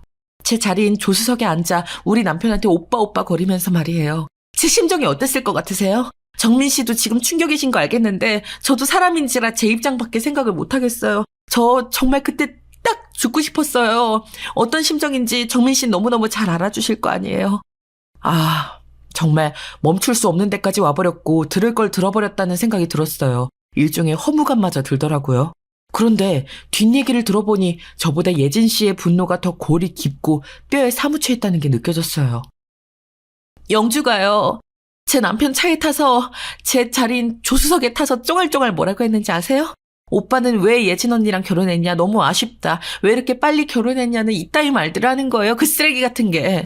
처음 와서 아무것도 모르는 눈으로 헤매길래 밥 사주고 커피 사 먹이고 자세 잡아주게 강사랑 같이 도와주고 했던 내 마음을 완전히 짓밟고 그걸 디딤돌로 삼아 제 머리 꼭대기에서 놀고 있더라고요. 저 살다 그런 쓰레기 같은 애는 처음 봐요. 어떻게 자기랑 친하게 지낸 언니 남편을 넘봐요? 그러면서 웃긴 건요. 정민 씨 충격받지 마세요. 자긴 자기 남편이 질린다고 하더라고요. 곧장 바로 창수 오빠 사랑해. 오빠랑 결혼해야겠어 이러면서 말이죠. 전 대체 요 근래 저한테 무슨 일이 생기고 있는 건지 왜 이렇게 연달아 두드려 맞아야 하는 건지 납득이 안 갔어요. 왜 그래야 되는 걸까요? 그냥 결혼이라는 걸 해버린 자체가 큰 죄였던 걸까요? 진짜 너무 기가 막히고 온몸에서 벌레가 기어가는 듯 간지럽고 정신이 사납더라고요. 그리고 어지간히 저한테 열등감 있더라고요, 주제. 진짜 별 미친 걸 다 봤어요. 제 남편한테 예진 언니 가방 탐난다고 똑같은 거 사달라. 아니, 더 최신으로 사달라고 졸라댔더라고요. 그걸 또 제 남편이란 인간은 그걸 꾸역꾸역 사주고 앉았고요. 제가 본 것도 아니고 제 친구들이 백화점에서 영주 그년이랑 제 남편을 봤대요. 저 창피해서 어떻게 살아요, 이제? 친구들도 알 정도면 둘이 얼마나 활개를 치고 방정을 떨며 대낮에 돌아다닌 거냐고요. 여기까지 들은 저는 얼핏 정신을 차려보니 눈가가 다 얼얼하더라고요. 눈물이 스르륵 고인 것 같았어요. 사람이 감당할 수 없을 정도로 열이 나고 화가 오르면 이렇게 용암같이 얼굴에 있는 구멍으로 빠져나가나 싶더군요. 숨을 계속 몰아쉬는 저에게 예진 씨는 최종적으로 쐐기를 받더라고요. 이것 때문에 찾아온 것이었고요. 어떻게 하시겠어요, 정민 씨? 얘네들 그냥 선물만 주고받고 하는 그런 애기들 연애하는 거 아닌 건 아시죠? 아직 그쪽까진 상상을 안 하시려는 것 같은데 이제 그만 받아들이셔야 돼요. 얘네들 갈 때까지 갔어요. 한두 번 간 것도 아니고요. 요 몇 달 사이 만나기만 하면 모텔, 호텔을 들락거렸더라고요. 그리고 이 주소, 이거 정민 씨 댁 주소 아닌가요? 그런 것 같던데. 예진 씨가 저에게 보여준 핸드폰 속 화면 사진은 포털 사이트의 이동 경로를 담아낸 이미지였어요. 그런데 거기에 우리 집 주소가 찍혀 있더라고요. 이거 이동한 내역 보니까 일반 가정집인데 저 둘이 그렇게 죽고 못 살고 호텔이면 모텔을 다니면서 왜 이런 데 갔나 했어요. 생각해보니 전에 영주가 자기네 집 땡땡동네에 산다고 했었거든요. 그때 아마 집에 없으셨겠죠? 어디 가셨었나요? 그 말을 듣고 어지러운 머릿속을 되감아 보니 제가 지방 출장 간다고 3일 정도 비웠을 때였어요. 외롭게 캐리어를 싼 다음 그래도 아내에게 출장 다녀온다고 카톡을 남겼지만 읽고 대답도 안 해줬었거든요. 제가 집을 비운 사이에 아내는 그 창술한 자식을 집에 끌어들였나 봅니다. 저는 엉망진창인 집을 저 역시도 의욕이 안 나 잘 돌아보지 않았고 원체 거실 소파에서 잔 게 좀 됐으니까 안방 쪽 사정은 뭔 일이 있는지도 몰랐죠. 완전히 아내의 영역이었으니까요. 그런데 엄연히 제가 돈 주고 사서 장가왔던 이 집에 내 많은 배려로 내준 그 안방에 아내가 창수라는 놈을 끌어들여서 재미를 봤을 생각을 하니 진짜 돌아버리겠더라고요. 머리도 돌고 눈도 도는 게 느껴졌어요. 이런 저에게 예진 씨는 이제 결론을 내야겠다는 듯이 입을 열더군요. 불행 중 다행이라고 해야 할까? 저에게 증거라는 건 충분히 있어요. 보아하니 정민 씨는 딱히 그런 게 없으신 것 같은데 우리 둘 다 피해자이긴 하니 필요하시다면 자료 드릴 수 있어요. 언제건 말씀하시고요. 그리고 제가 할 이야기는 저는 제가 이것들의 쓰레기 짓을 안다는 것을 더 오래 참아줄 생각이 없거든요. 정민 씨는 어떻게 하실래요? 전 답이 안 나와서 그냥 멍하니 있는 중에 여기서 예진 씨가 제대로 펀치를 날렸어요. 솔직히 좀 외람된 말씀이지만 저도 이제 안 살고 찢어질 예정이라 할 얘기 그냥 할게요. 이게 다 영주 덕이겠지만 영주가 저를 사람 취급도 안 하고 제 꼭대기에서 놀려고 하듯 창수 그 자식도 마찬가지예요. 정민 씨를 아주 우습게 보더군요. 영주가 절절한 사랑 고백을 하고 있으니 아주 사기가 충천했나 봐요. 불빵 내용을 들어보면 그 안에서 영주한테 장단 맞춰주면서 정민 씨한테 능력 없는 새끼네 뭐네 집 한 채 갖고 우리 애기를 이렇게 부려먹네 꼭 돈도 없는 새끼들이 혀가 기네 이런 식으로 말을 하더라고요. 말 안 하고 넘어갈 수 있는 얘기긴 하지만 그래도 알고 판단을 하시는 게 좋을 것 같아요. 얘네들을 뒤엎을지 덮고 사실지 그건 전부 정민 씨 선택이에요. 저는 뒤엎을 예정이고요.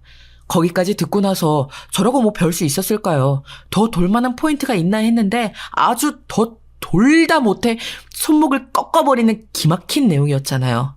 지주제에 저를 마구 상스럽게 언급하면서 내 아내와 뒹굴었다니 이쯤 되면 다 없는 건 물론이고 곱게 없지는 못하겠더라고요.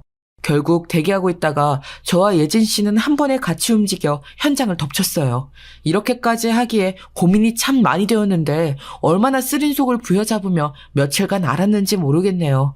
아내한테는 일단 꾹 참고 속에서 올라오는 욕과 분노를 참으며 시뻘개진 눈으로 톡을 보내놨었어요. 나 3일간 대전 내려가. 둘러보느라 늦게 올라갈 것 같아. 그렇게 알고 있어. 이렇게 짧게 보내놓은 뒤 근처 조그만 모텔에 있으면서 중간에 예진 씨와 연락을 주고받았어요. 예진 씨 말로는 지 남편도 나가버린 뒤 연락이 안 되고 온라인으로 추적해보니 저희 집 주소에 또 멈춰있다더군요. 저는 예정보다 하루 일찍 출장해서 돌아온 척 예진 씨와 주차장에서 만나 둘이 엘리베이터를 타고 올라갔어요. 비밀번호를 누를 때까지만 해도 숨이 넘어갈 지경이었는데 문을 열고 나니 이 인간들은 거실에 있지는 않고 안방에 들어가 있는 것 같더군요. 현관에 남자놈 신발이 아무렇게나 벗겨져 내팽개쳐져 있었어요. 아마 예진 씨는 그걸 보자마자 자기 남편 신발인지 알아채서 그런지 숨을 크게 들이쉬며 눈을 질끈 감더라고요. 그간 현장을 직접 본 적은 없었을 텐데 이제부터 정말 먹 같은 꼴을 눈에 담아야 하니 겁이 났었던 것 같아요. 외려 제가 좀 더 담대해진 것 같더군요. 얘기를 건너들을 때는 머릿속으로 온갖 상상이 되어 죽을 맛이었는데 현실과 맞닿으니 멋모를 힘이 솟아올랐어요. 이것들 진짜 적당히 봐주진 않겠다는 생각이 들었답니다. 어깨를 바들바들 떨어대는 예진 씨에게 진정하라고 하면서 거실 쪽을 보니 이미 테이블 위에는 맥주가 굴러다니고 있고 술 냄새가 진동하더라고요. 먹다 남은 시뻘건 닭발이 아무렇게나 놓여져 있었고 저는 그 역한 냄새를 따라 안방으로 들어갔어요. 그리고 나서 여기에 다 쏟아내긴 좀 그렇지만 그냥 정말 불구덩이 같은 못 볼 꼴이 눈앞에서 펼쳐지고 있더라고요. 안방 문이 열려 있었음에도 이것들은 둘 다 취해서 그런지 인기척도 못 느끼고 있지 뭐예요. 저는 심호흡을 크게 한 다음 입으로 소리를 내뱉었어요. 처음엔 작게, 나중엔 아주 크게요.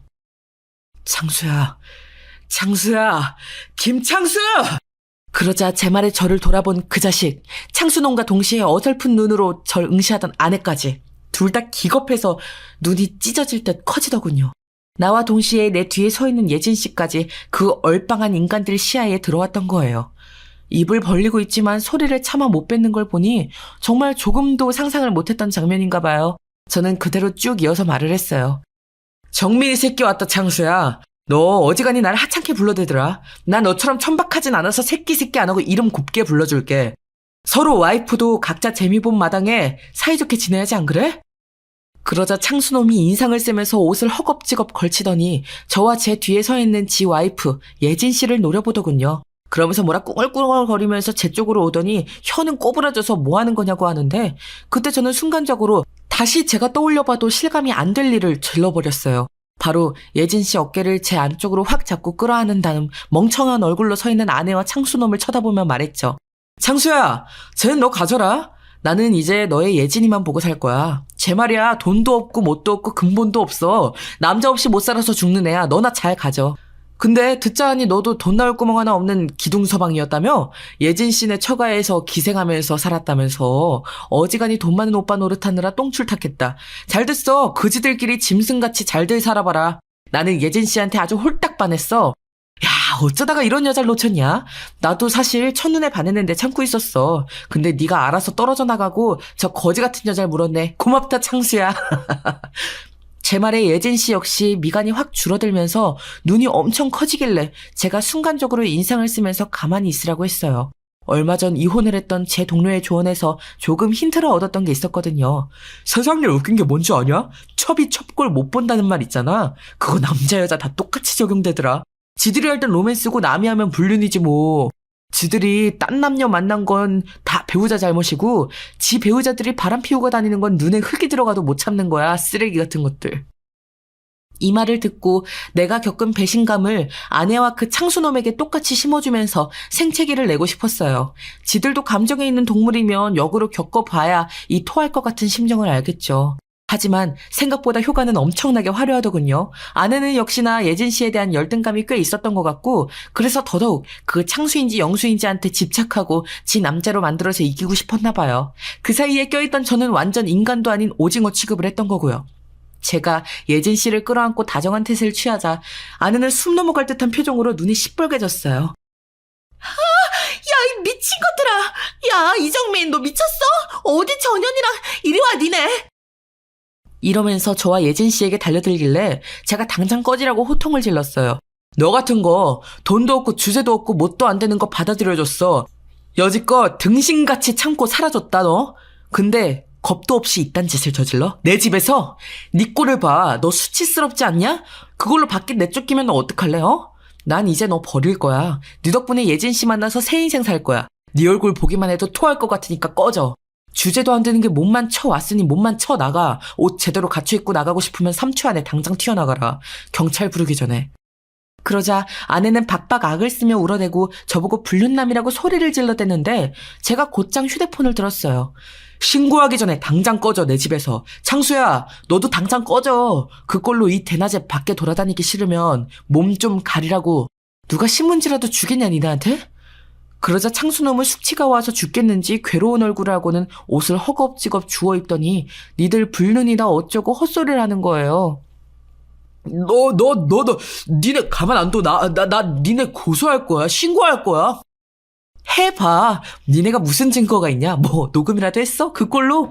우리는 증거를 이따만큼 갖고 있어. 우리가 증거 미리 내버리면 끝이야. 꺼지고 이혼이나 빨리 해줘라. 둘이 제발 잘 먹고 잘 살아.